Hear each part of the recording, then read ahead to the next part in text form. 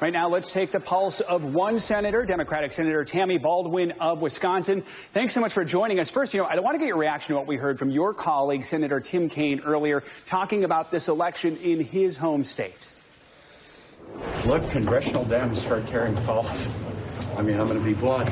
It's humbling to say it, but if we had been able to deliver infrastructure and reconciliation in mid-October, he could have sold universal pre-K, affordable child care, infrastructure, creating jobs.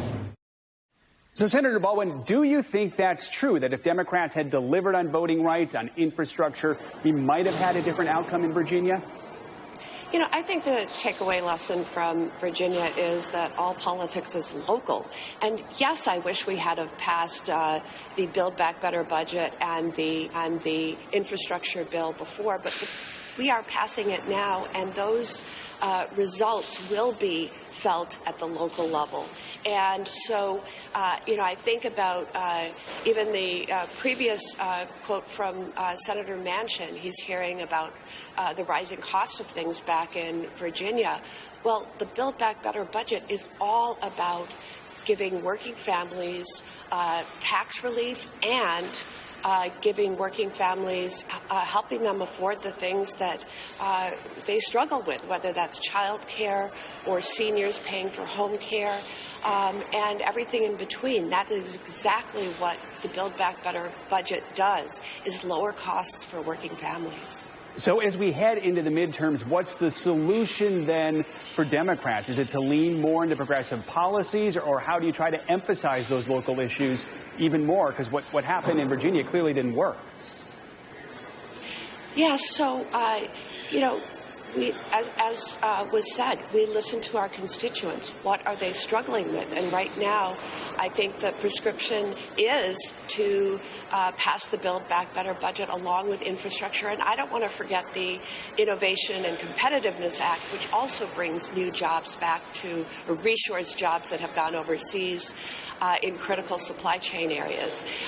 All three are the Biden Build Back Better agenda, and this will be felt in many cases immediately for those who perhaps left the workforce during the pandemic and are now unable to return because of the cost of child care or the lack of availability of it, or other challenges that they face. Let's talk about the fact that 4 weeks of family leave now back in this. How do you think your colleagues, your moderate colleagues like Joe Manchin, who have objected to that, what's that going to do to this? Could that put this in jeopardy? Look, I support paid family leave. We're one of the few countries, industrialized countries in the world that doesn't provide it. No one should have to choose between a paycheck and their own health or the health of a loved one.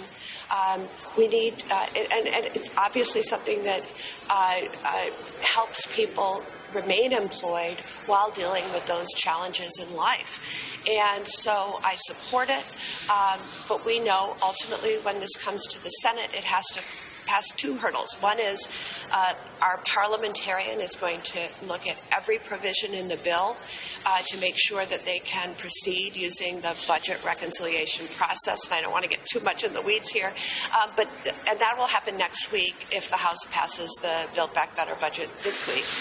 And then the following week, we will be able to vote, and we know the other hurdle in the Senate is getting all 50 Democrats. All right, you heard it right there. Two hurdles still ahead. Senator Tammy Baldwin, thanks so much for joining us. We do appreciate it.